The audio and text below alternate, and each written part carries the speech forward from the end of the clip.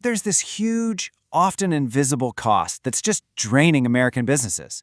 Today, we're going to pull back the curtain on the real price of substance use in the workplace and uncover some surprising data that points to a really powerful solution. All right, let's just jump right in with a number you can't ignore. $81 billion. That's the bill that gets handed to American businesses every single year simply because of untreated substance use disorder. It's a staggering figure, and we've got to take a closer look. And get this, that $81 billion? That's just the tip of the iceberg. Seriously, it only covers the cost that companies can easily track on a spreadsheet. The true hidden impact is almost certainly much, much higher. Okay, so just how big of a deal is this really? Who is this actually affecting on the ground? Well, if you look at the numbers, it turns out about 9% of all full-time employees are dealing with a substance use disorder. That's roughly 1 in every 11 people. Just think about your last big team meeting for a second. Chances are, statistically, at least one person in that room is struggling, and probably not saying a word about it. So a number like 81 billion, where does that even come from? Let's break it down, because it really comes from a few key places that add up. Fast. Okay, first up, you've got absenteeism. And this slide, wow, it really lays it out. Your typical worker, they miss about 15 days a year. But an employee with an untreated SUD, we're talking almost 25 days. That's nearly 5 full weeks of work. A whole 2 weeks more than their colleagues. That's huge.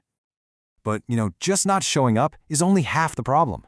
There's this other thing called presenteeism. It's when someone is physically at work, but they're not really there, They just can't function at their best. And the impact of that, it is absolutely staggering. This research found that even, moderate issues with substance use can just slash a person's productivity by a whopping 30%. 30%! That is a massive and mostly invisible drain on a company. And then, of course, there's turnover. Employees with untreated SUDs are 40% more likely to jump from job to job. And the cost to find, hire, and train just one replacement, we're talking over $14,000 on average for one person. Okay, now let's talk about the direct hits to the wallet: healthcare and safety. These employees cost 2.7 times more in healthcare. That works out to over $15,000 per person every single year. And on top of that, they're 5 times more likely to file a workers' comp claim. You can just see how these costs start to pile up. But here's the thing. The cost doesn't just stop with that one employee. No way. There's this hidden ripple effect that spreads across the entire team, the entire organization. See, this is so much more than one person's problem. When someone's struggling, who picks up the slack? Their coworkers, right? And that leads to burnout. Managers get totally bogged down dealing with performance issues. And HR? They're just buried in paperwork. And maybe most importantly, the whole team's morale takes a nosedive, and the safety risks for everybody go way up. Yeah, it all sounds pretty bleak, I know. But here's where the story takes a turn. The research points to this really powerful shift in thinking. What if we stop seeing this as a cost and start seeing it as an investment? So you're a company. You're looking at this massive, complex problem. What can you actually do about it? Well, the data is pretty clear. The answer isn't about punishment. It's not about stricter rules. It's support. It's about creating a place where people feel safe to get help and where they're supported in their recovery. And this isn't just, the nice thing to do. It's the smart thing to do, financially. All right, so let's talk about the ROI, the return on that investment. The numbers behind what happens when a workplace actually supports recovery, they're genuinely surprising.